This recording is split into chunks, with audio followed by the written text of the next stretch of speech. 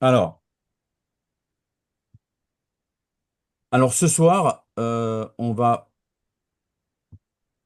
prendre un thème que j'ai nommé le kolpos johannique. Hein, c'est une expression que j'ai inventée, mais vous vous familiariserez avec et puis vous essayerez demain dans votre journée d'essayer de le placer. Vous verrez. Voilà, le kolpos johannique, en fait, le kolpos, c'est un mot technique qui est propre à l'évangile de Jean et on va rapidement voir de quoi il est question. Et donc, c'est tiré donc de l'évangile de Jean. Alors peut-être juste en introduction pour dire quelques mots sur Jean en tant qu'auteur du quatrième évangile. Donc, on a dit beaucoup de choses sur Jean, enfin, il y a deux écoles en fait qui ne sont pas d'accord sur l'identité de l'auteur du quatrième évangile. Donc la première école, celle que majoritairement nous sommes, c'est nous pensons que Jean était le fils de Zébédée et de Salomé, avec son frère Jean et Jacques, et donc qui tous les deux faisaient partie du collège des 12 que Jésus avait choisi. Et de ce collège des 12, vous savez qu'il y en avait trois qui avaient une place un peu de choix dans les moments clés de la vie de Jésus. C'était Pierre, Jacques et Jean, qui seront principalement là, entre autres, pendant la transfiguration et pour d'autres moments clés où Jésus prend ces trois-là avec lui. Donc on peut dire que Jean est vraiment une place de choix. Donc il fait partie des 12 que Jésus va appeler et qui l'ont suivi depuis qu'ils étaient sur les bords du lac de Tibériade, où Jésus va les appeler avec son frère. Et ils ont quitté le bateau de leur père et ils vont suivre Jésus. Et, euh, et voilà. Et puis il y a une autre interprétation. Bon, je passe, on le verra beaucoup plus quand on étudiera plus longuement l'évangile de Jean, mais qui pense que ce Jean-là n'était pas un des 12, mais davantage un prêtre qui connaissait très bien Jérusalem. Bref, je passe. Donc Jean a écrit son évangile euh, peu de temps avant sa mort. Il l'a écrit il y a très longtemps après les autres. Ça fait partie des derniers livres qui ont clos le canon du Nouveau Testament. Ça devait être en 95, sachant que Jean est probablement mort. On n'a pas de date précise, mais Jean, le dernier des 12, est mort, on dirait, en l'an 100. Donc, s'il l'a écrit en 95, voilà, il était déjà bien âgé, quoi. Donc, c'est un évangile qui est complètement différent des synoptiques. Ce qu'on appelle les synoptiques, c'est Matthieu, Marc et Luc. Synopse, c'est-à-dire qu'on regarde d'un seul coup d'œil. Pourquoi? Parce que si on prend Matthieu, Marc et Luc, on voit qu'ils suivent la même structure, à peu près chronologiquement. On peut voir les choses se défilent. Euh, voilà. Mais et est vraiment différent. Disons que Jean ne cherche pas à refaire ce que les trois premiers ont déjà fait. Jean s'inscrit dans un tout autre registre. C'est pour ça que son évangile est différent des autres. Et c'est un évangile qui a été, on va dire, maturé depuis longtemps. Il est très âgé, donc il ne cherche pas à redire ce que les trois premiers ont dit. Lui, il veut vraiment. En fait, c'est pour ça que son évangile commence, que ce soit Matthieu qui commence par la généalogie de Jésus, que ce soit Marc qui commence directement euh, à Jésus qui entre dans son ministère et Luc qui nous raconte longuement l'enfance de Jésus. Mais on voit que Jean directement commence son évangile par le prologue de Jean. Au commencement était la parole et la parole était face à face avec Dieu et la parole était Dieu. Donc Jean déjà commence son évangile dans l'éternité. L'éternité, c'est-à-dire qu'on n'est pas dans la temporalité. Là, il n'y a pas encore eu, on va dire, Genèse 1.1 ou et Dieu dit. Là, on est vraiment dans quelque chose d'éternel et on est dans cette éternité où Jean déjà commence son évangile. Donc, euh, l'évangile de Jean, qui est un évangile très, très profond, il y a des mots très techniques, très spécifiques, et quand on regarde de près, justement, ça va être la démonstration que je fais ce soir. Euh, donc, on va prendre. le texte que j'ai lu, puis je vais le commenter au fur et à mesure. Donc, les traducteurs, dans leur grande majorité, ne font pas la distinction entre le mot grec kolpos, donc kolpos ici, moi je les écris en grec et puis je vous mets la traduction à côté, et stétos.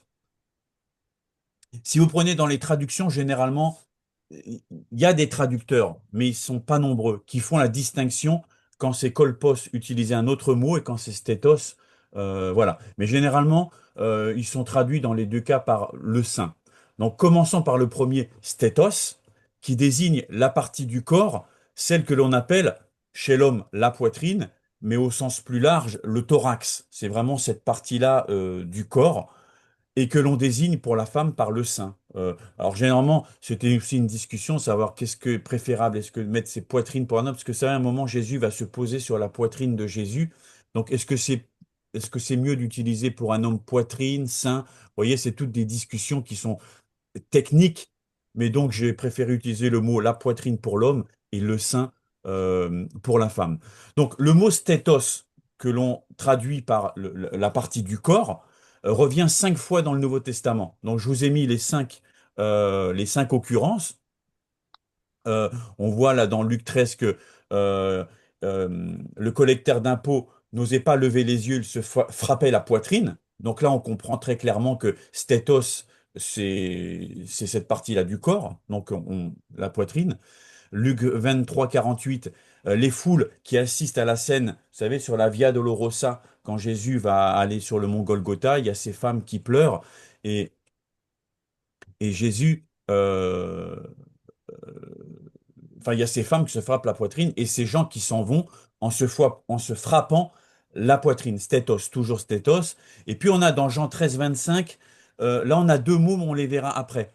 Les deux derniers, on les verra après parce qu'ils sont très techniques. Et puis on voit dans Luc 15, 16, que les anges qui tenaient les sept fléaux revêtus de l'impur avaient des ceintures d'or au niveau de la poitrine voyez, le texte dit pas comme on pourrait dire ils avaient des ceintures au niveau comme nous on a une ceinture au niveau de notre pantalon, au niveau de la taille.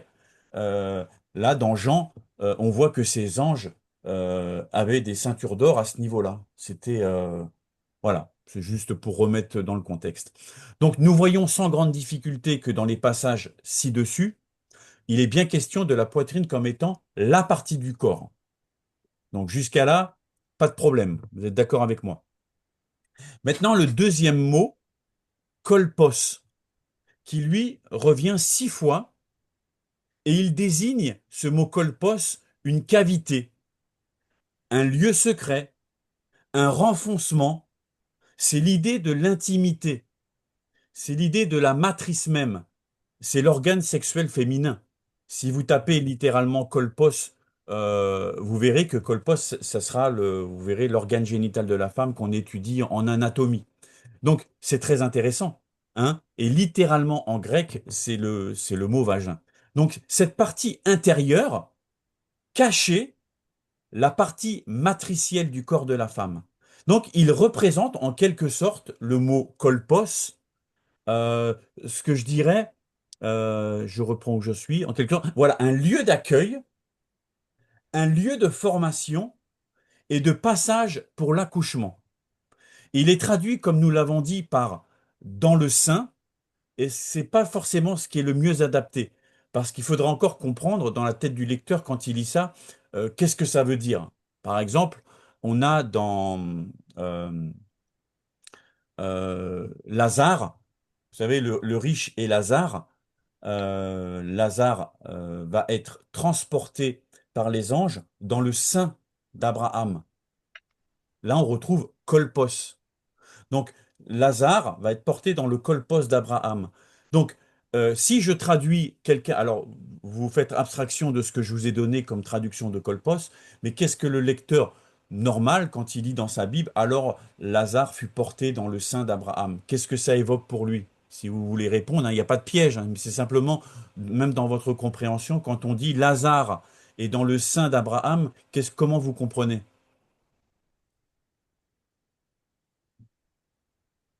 Lieu Fait qu'il Ouais, serait dans por- l'intimité relationnelle. ouais, il serait Mm. porté dans Mais là, la... vous En êtes plus, influencé par ce que je vous ai dit. Ouais. Tu vois? Généralement, quand on dit dans le langage courant, il est dans mon sein, c'est en Dans quelque son sorte, il cœur, est là, dans, il ouais, est dans son cœur. Ouais. protégé, il est couvert, il est protégé, Hein. il est en même temps, on va dire, il est proche, il est vraiment là, à côté. Donc c'est cette notion plutôt de proximité, je dirais, dans le sein, la notion de proximité. Maintenant, vous voyez que kolpos, c'est beaucoup plus que proximité, hein. C'est tout ce que je vous ai dit là, tout ça. Donc, euh, on reprend notre texte ici. L'expression être dans le sein, c'est-à-dire dans le kolpos, signifie que l'on est dans une proximité intime, comme l'enfant dans les bras de sa mère. On va dire là, l'enfant, oui, il est dans les seins, il est dans le sein de sa mère, mais il est dans l'intimité, il est protégé, il est vraiment tout proche. Cela dénote une relation de confiance, d'affection et d'intimité. Donc déjà, on peut déjà voir la différence entre stétos, qui est la poitrine, et kolpos, qui est davantage un lieu, un lieu d'intimité, un lieu d'accueil, un lieu caché. Vous voyez? Donc, je vous ai dit, le mot kolpos, il apparaît 6 fois six fois dans le Nouveau Testament, et on va s'arrêter sur les deux que l'on retrouve chez Jean, et donc les quatre autres, on va les voir juste pour, Euh, donc il y a Luc 6,38, c'est de donner, il vous le sera donné, et on versera dans votre colpoche une bonne mesure. Voilà. Luc 16,22, on a vu, donc euh, il fut porté dans le colpoche d'Abraham. Donc il est question de Lazare. Il est vraiment là dans un lieu de, de protection, il est caché, il est de proximité. Il n'est pas simplement sur l'organe de la poitrine d'Abraham, il est vraiment dans un lieu de repos, caché, tout ça. Euh, et donc là, on le retrouve aussi encore dans la parabole du riche et de Lazare, où dans le Hadès, ayant levé les yeux au milieu des tourments, il vit Abraham avec Lazare à ses côtés. Et littéralement, c'est et Lazare dans son kolpos. Vous voyez, c'est très difficile à traduire si on veut tout ça. Mais si on met entre parenthèses kolpos, vous qui connaissez maintenant la nuance entre stétos et kolpos, vous pouvez comprendre la position dans laquelle Lazare se trouvait. Et puis enfin, beaucoup plus terre à terre, mais ça nous aide aussi à comprendre le mot kolpos, c'est Acte 27-39, quand il y a eu le fameux naufrage de Paul avec les 276, enfin ils étaient 276 sur le navire, et il y a le naufrage en allant à Malte. Euh, donc lorsque le jour fut venu, ils ne reconnurent point la terre, mais ayant aperçu un colpos avec une plage, ils résolurent d'y pousser le navire. Donc là, on voit que ils sont pas encore amarrés, mais il y a une espèce de petite cavité là au bord de, vous savez, comme s'il y avait une petite crique. On pourrait dire ça aujourd'hui, une crique, voilà, un petit lieu caché. Et c'est ça, c'est le mot colpos. Donc vous comprenez l'idée qu'il y a derrière Colpos. Donc, chez Jean l'évangéliste, ces deux mots sont employés, mais dans un contexte bien défini, afin d'amener le lecteur vers une autre lecture. Et le premier est le verset 18 qui clôture le prologue de Jean. Et là, je vais vous amener à ouvrir vos Bibles dans Jean 1, 18. Ça vous permettra, les prochaines fois que vous lirez le, le prologue de Jean, de vous arrêter et d'avoir votre réflexion personnelle sur ce verset. C'est un verset très difficile à traduire en même temps parce que il est très riche. Et alors, Jean 1, euh, Jean 1, 18. Voilà, personne n'a jamais vu Dieu. Dieu, le Fils unique qui est dans le sein du Père, est celui qui l'a fait connaître. Alors, est-ce qu'il y en a certains qui ont une autre traduction qui, à la place de qui est dans le sein du Père? Mm. Vous avez tous Ceci. ça. Ouais. Vous avez tous ça? Moi, j'ai, Alex, Ouais, moi, ouais. j'ai dans l'intimité. Ah, t'as la seconde 21, toi. Ouais.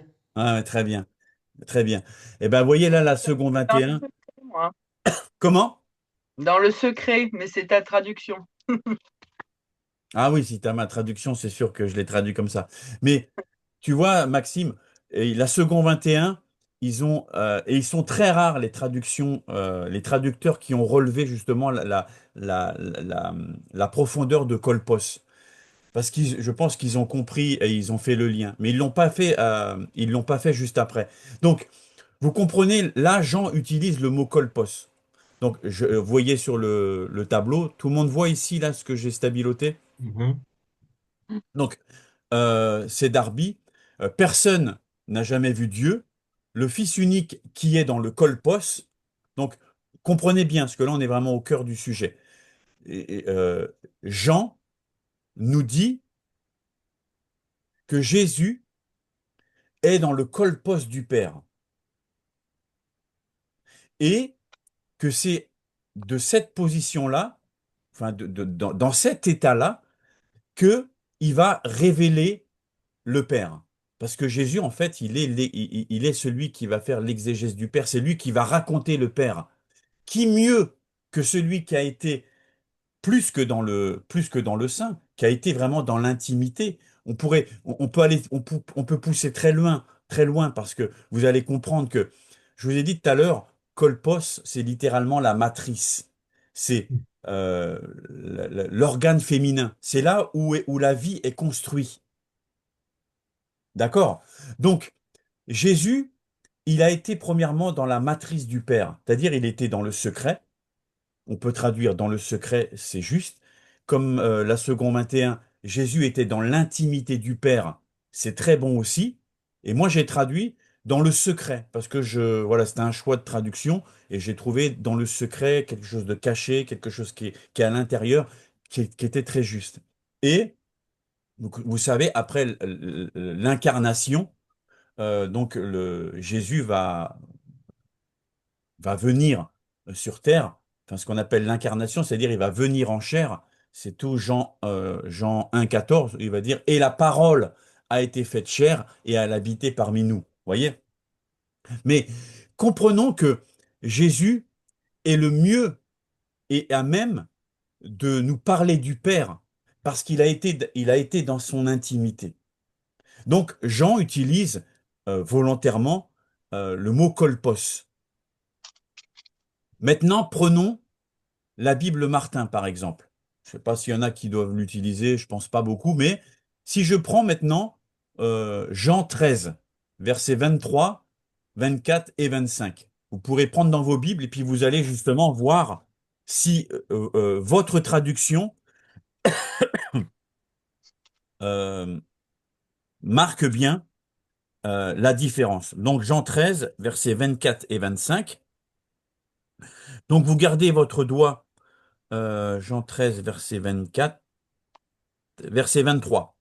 Donc vous allez garder le doigt sur le verset 23 et vous allez lire ici avec moi, Or, un des disciples de Jésus, celui que Jésus aimait, était à table en son sein.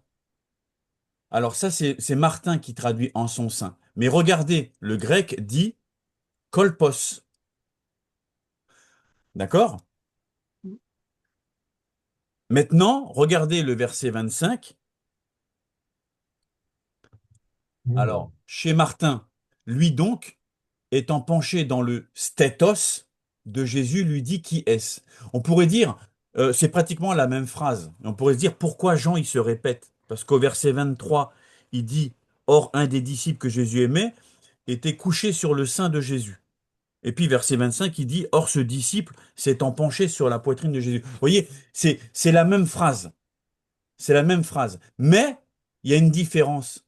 C'est que euh, au verset 23, il utilise kolpos et au verset 25, il utilise stétos. C'est-à-dire que le verset 25 nous dit simplement d'une manière littérale, si on veut imaginer la scène, que oui, euh, Jean s'est penché sur le thorax de Jésus.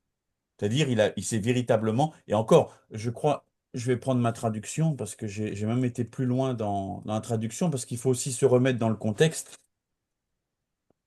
Euh, Ouais, verset 23. Donc, verset 23, j'ai traduit. Or, l'un des disciples, celui que Jésus aimait, était allongé dans le secret de Jésus. Or, l'un des disciples, celui que Jésus aimait, était allongé dans le secret de Jésus. Et verset 25, celui-ci, s'étant penché contre la poitrine de Jésus, lui dit, Est-ce moi? Alors, vous voyez que si on prend le cas de Martin, Martin fait pas de distinction. C'est-à-dire, il va traduire en son sein et verset 25 en son sein. C'est-à-dire que le lecteur qui ne connaît pas le grec et qui lit Martin, il ne pourra pas faire relever les subtilités que nous sommes en train de voir. Donc, dommage pour Martin, mais il y a une déperdition à ce niveau-là. Maintenant, est-ce que dans vos traductions, il y a, euh, il y a bien les deux mots différents, verset 23 et verset 25? Si vous, qu'est-ce que dit ça, ça dit dans vos Bibles? Oui, j'ai Colbos et Stétos. Ils ont mis poitrine et sein, peut-être. Ouais, moi j'ai sang et poitrine aussi. Ouais. Ouais, Sein et poitrine, oui. ouais, ouais, ouais.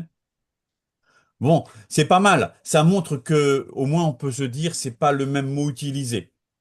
Maintenant, poitrine, on comprend que c'est littéralement, il s'est mis là euh, sur le thorax de Jésus. Maintenant, dans le sein, effectivement, c'est peut-être plus une proximité, une intimité, vous voyez. Mais je reprends ici, euh, donc on voit la nuance entre stétos et kolpos dans ces deux versets. Euh, On voit ici la nuance, mais elle n'est pas, je pense, de taille à éveiller la curiosité du lecteur. En tout cas, si les deux traduisent le même mot. Maintenant, reprenons le verset 23. Il utilise le mot kolpos. Alors, je vous ai mis quelques exemples de traduction pour voir comment ils l'ont rendu, parce que des fois c'est assez intéressant, mais on a vu que le verset 23, c'est le mot kolpos, c'est-à-dire il y a vraiment cette notion d'intimité que Jean veut souligner dans son intimité de lui, parce que c'est Jean qui parle, hein.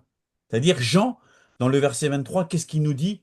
Que Jean a eu le privilège exclusif d'avoir un, un temps d'intimité, un temps dans le secret, qui est plus que simplement poser sa tête là. Il a eu une intimité avec Jésus, euh, la même que Jésus a eu avec son Père.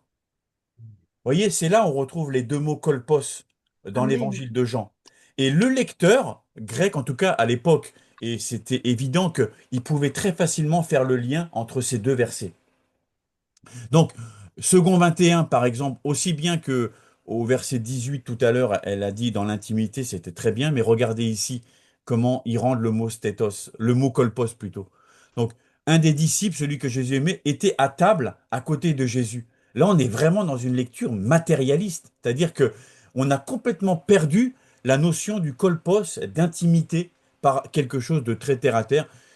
Ce disciple était à table à côté de Jésus. Bon, qu'il soit à table, qu'il soit à gauche, qu'il soit à droite, qu'est-ce que ça change? Parce que là, on a vraiment là perdu quelque chose. La Nouvelle Français courant nous dit quoi? Il était placé tout à côté de Jésus. Bon, il y a une notion de plus de proximité, c'est déjà un peu plus intéressant, mais voilà. Et puis la Bible de Jérusalem nous dit que celui que Jésus aimait se trouvait à table tout contre Jésus. Vous voyez là, j'ai fait exprès de les mettre les unes après les autres, mais on voit que plus on avance, plus on se rapproche en fait du cœur de Jésus. La Bible des peuples nous dit, il était installé il était installé juste contre Jésus. On a l'impression que la proximité se rapproche. Et enfin, la NBS nous dit que il était placé à table contre le sein de Jésus. Là, c'est intéressant. Mais la notion de kolpos qu'on a vu tout à l'heure, dans le secret, dans l'intimité, tout ça, elle n'est pas, elle ressort pas. Vous voyez? Donc, vous voyez la différence que j'ai dit entre la seconde 21 qui laisse entendre que le disciple bien-aimé est tout juste placé à table géographiquement à côté de Jésus, un peu comme si vous étiez assis à côté de moi en voiture. La Nouvelle Français courant et Jérusalem insiste sur la proximité, esquivant un éventuel espace entre les deux, là où la Bible des peuples et la Nouvelle Bible second vont davantage vers une notion d'intimité dans la proximité. Et c'est pour ça que dans la NTB, j'ai choisi de traduire. Or, l'un de ses disciples, celui que Jésus aimait, était allongé dans le secret de Jésus. Alors, dans le secret, vous avez compris que c'est pour bien relever la notion de dans le secret, mais on peut être surpris en disant il était allongé parce que ça fait partie de ce que je développe quand on parle du Seder de Pessah. Vous savez que là, dans le cadre de ce moment-là, nous sommes le soir du repas de Pâques, ce qu'on appelle le Seder de Pessah. Seder, c'est l'ordre. Parce que le repas de Pâques, il y a un ordre bien déterminé, tout est, on va dire, tout est séquencé, et donc on appelle ça le Seder, c'est-à-dire l'ordre du repas de Pâques. Et en tout cas, au premier siècle, à l'époque de Jésus, on n'était pas assis comme nous sommes là sur des chaises comme ça. Il y avait ce qu'on appelle le triclinium, c'est-à-dire une table en forme de U, et en fait, on était littéralement allongé, accoudé. C'était comme ça que on était installé pour les repas de fête, comme si vous faisiez des réunions de famille. Alors, on n'était pas comme ça forcément pour les repas classiques de tous les jours, mais quand on était dans des moments comme celui du repas de Pâques, on était allongé. Et le verbe grec employé est vraiment celui-ci, c'est vraiment allongé. Mais les traducteurs ne l'emploient pas forcément parce que voilà, peut-être on peut perdre un peu le lecteur et on peut imaginer quoi. Mais faut bien se mettre dans le contexte que on verra une autre fois avec une image que j'ai, quelle position avaient les disciples et Jésus lors du repas de Pâques, mais ils étaient effectivement accoudés, ils étaient vraiment allongés, vous voyez. Et donc, comme Jean était le plus jeune des 12, et que Pierre était, alors peut-être je le dis en avance que je le mets dans cet article ou pas.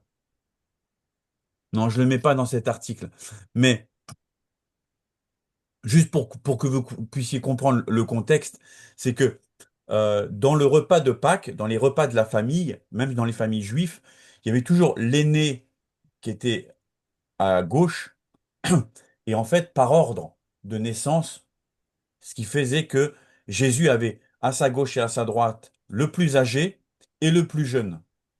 Ce qui fait que on sait que Jésus donc était à côté de Jean. Ce qui fait dire que quand Pierre, ils sont pas loin en fait l'un de l'autre, il va lui poser la question, dire demande-lui qui est celui qui te livrera. Et là on est au verset 25.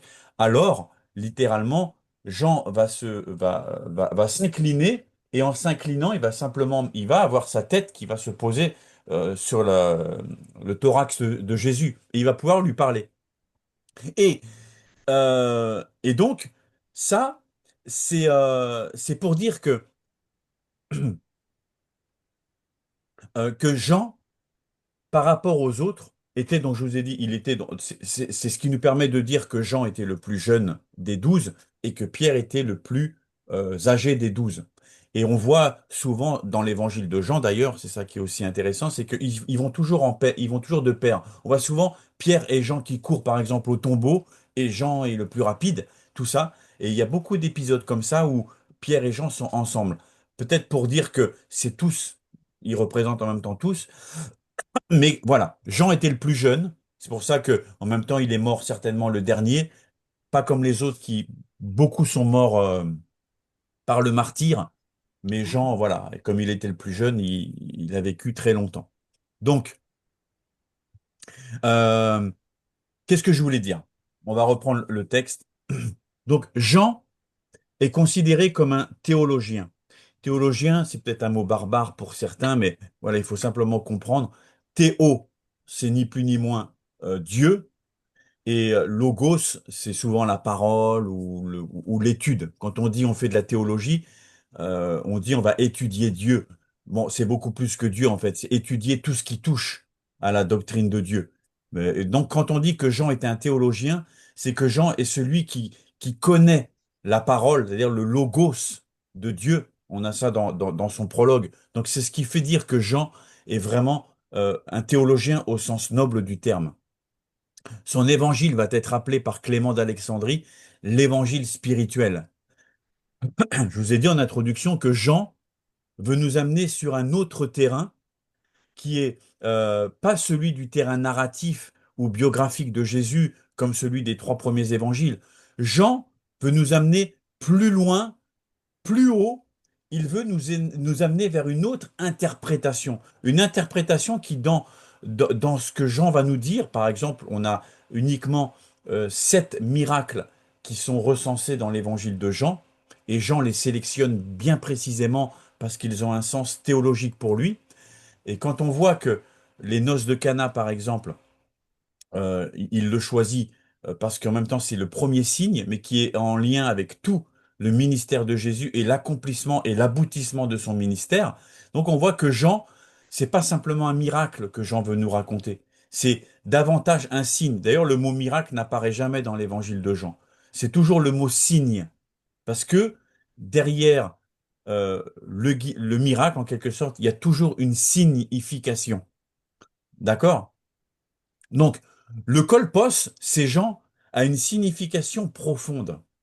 Ainsi, il nous faut parfois creuser le texte pour en faire ressortir toutes les ressources spirituelles.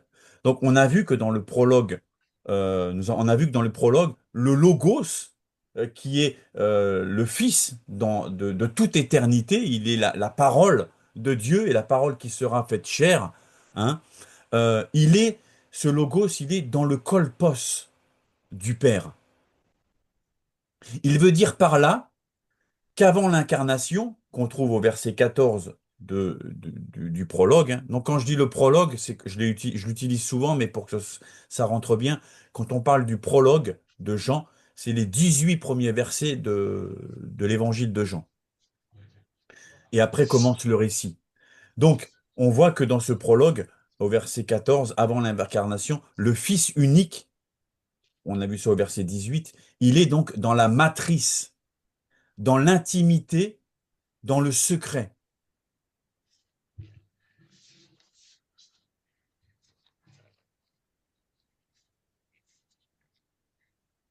Et je prends ensuite ici,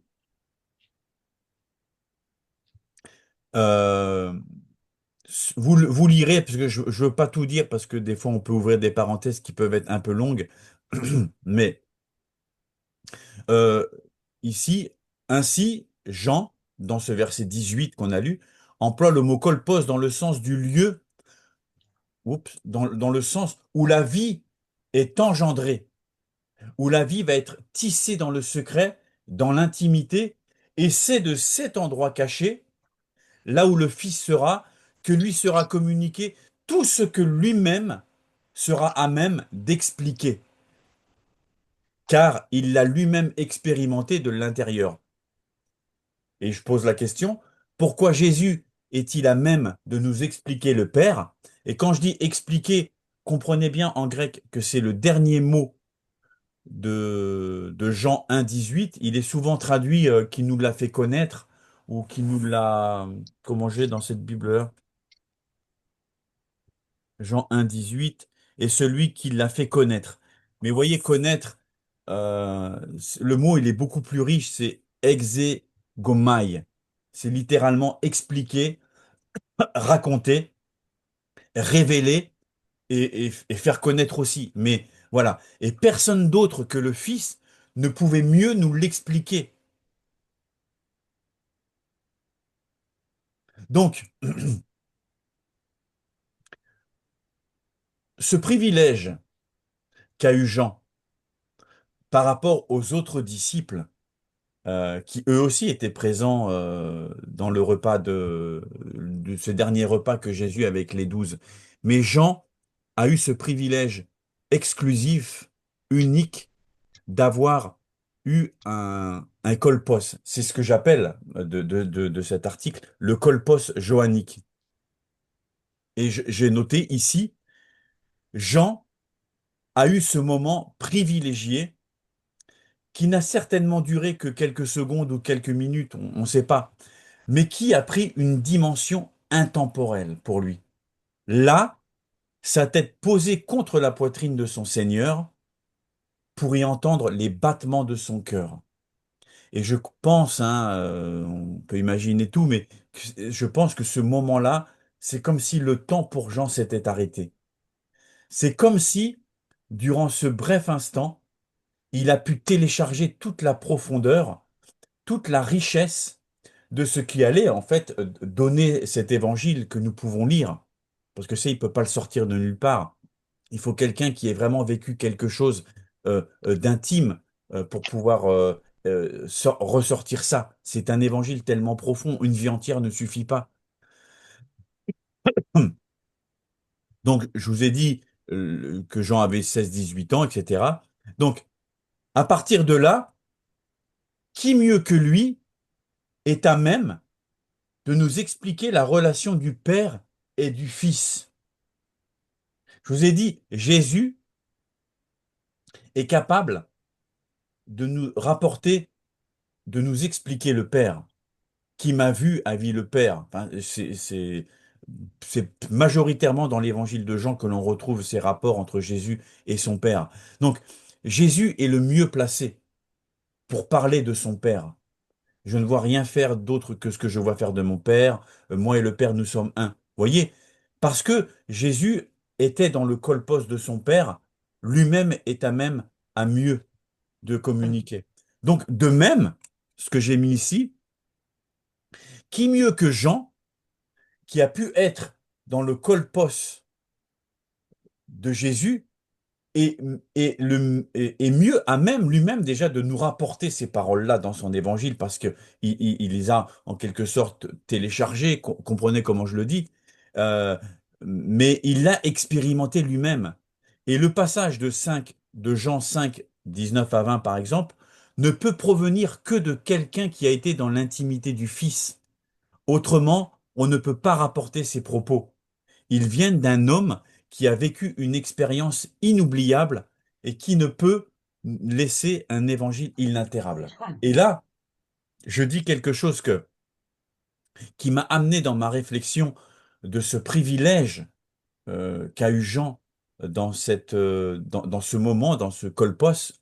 Je dis, je crois, et ça c'est pour chacun de nous que je le dis parce que c'est un peu en guise de conclusion, mais je dis que je crois que l'homme, et là ça s'adresse à chacun d'entre nous, hein, il n'y a pas d'élite ou de gens privilégiés, mais je crois que l'homme ou la femme qui a pu goûter une infime expérience que celle d'être dans l'intimité de Jésus, de vivre en quelque sorte, c'est de là de cette expression que j'ai formulée, de vivre une sorte de kolpos johannique, verra sa vie et son message avoir une toute autre teneur et une toute autre profondeur. Et je crois que cela impactera non seulement notre vie, mais aussi celle de ceux qui nous côtoient. Donc vous comprenez à présent l'emploi du kolpos johannique et de toute la richesse qu'il renferme, mais ce lien-là, vous l'aurez compris, on peut le faire que dans le sens où la traduction permet cela. Sinon, vous ne pouvez pas faire le lien entre les deux.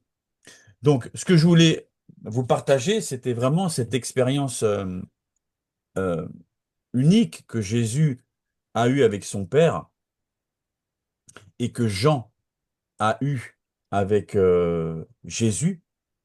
C'est pas pour rien, j'attire votre attention sur ce détail dans Jean 13, verset 23,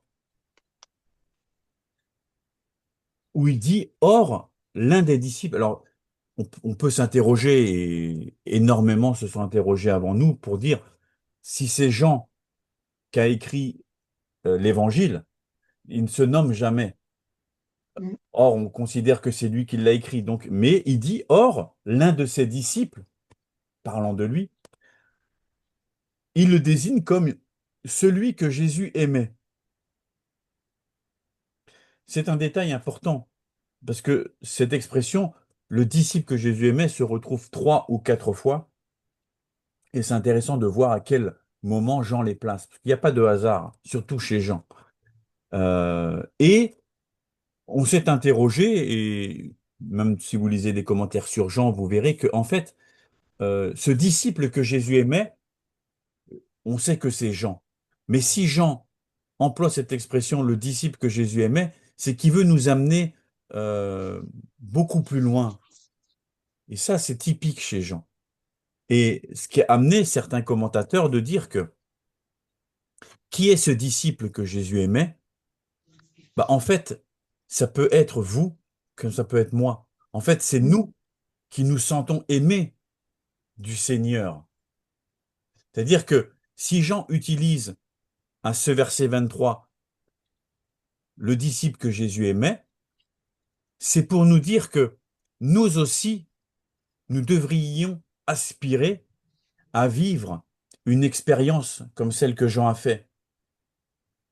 Et après, il part au verset 25 où il parle littéralement de lui, il va dire, alors s'étant penché sur le contraire, là on est dans une lecture littérale. Mais chez Jean, s'il emploie, et c'est ça qui est très intéressant, c'est qu'il emploie justement cette expression du disciple que Jésus aimait en parlant de cette expérience du kolpos johannique. C'est pour dire que tous ceux qui se sentent aimés et qui aiment Jésus, tous ceux qui aiment leur Seigneur et qui se sentent aimés de lui, peuvent eux aussi expérimenter. Là, je vous parle pas d'expériences mystiques où il faut aller dans les astres, tout ça. Je parle simplement d'une relation de cœur à cœur que nous devrions expérimenter avec notre Seigneur, qui bien souvent se fait dans des temps de silence, dans des temps de calme, où on a besoin d'entendre les... Enfin, puissions nous-mêmes entendre les battements comme Jean. Vous savez, si Jean, il a été mis littéralement ici, il a entendu les battements du cœur de Jésus. Vous imaginez si on s'arrêtait juste 5 minutes et on faisait silence de tous ces bruits qui nous entourent et on demandait si c'était possible d'entendre les battements du cœur de Dieu. C'est une chanson d'ailleurs de Claude Payan, J'entends battre le cœur de Dieu. C'est très intéressant. Mais je pense que de vivre une telle expérience ne peut pas nous laisser indifférents. Je pense que vivre une expérience comme ça, d'entendre le cœur de Dieu, va forcément nous impacter dans notre vie. Je pense qu'il y a forcément un avant et un après. Je ne parle pas de la nouvelle naissance. La nouvelle naissance, c'est vraiment quelque chose de particulier. Mais dans notre marche avec le Seigneur, vous savez, on a besoin de certains gongs comme ça qui viennent marquer des moments importants qu'on se rappelle. Et je pense que Jean, si même à 70 ans, il se rappelait de ce moment comme quelque chose qui l'avait vraiment profondément marqué. Et en tout cas, je vous encourage, chacun voilà, dans votre culte personnel, dans votre piété personnelle, dans le temps que vous prenez avec Dieu, où vous vous mettez à part, ou voilà, pour méditer la parole de Dieu, mais de savoir aussi à un moment, savoir aussi faire silence. Vous savez, mettre le téléphone de côté, mettre tout de côté peut-être se mettre dans une pièce dans le noir, comme ça on voit rien, et d'essayer.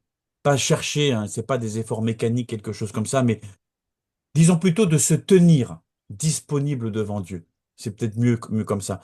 De se tenir disponible devant Dieu et d'être à l'écoute si Dieu. Alors Dieu n'est pas un grand bavard, pas dire que Dieu va forcément parler, mais de rester à l'écoute et de nous tenir comme Samuel qui dira, parle, ton serviteur écoute, et de rester dans cette écoute.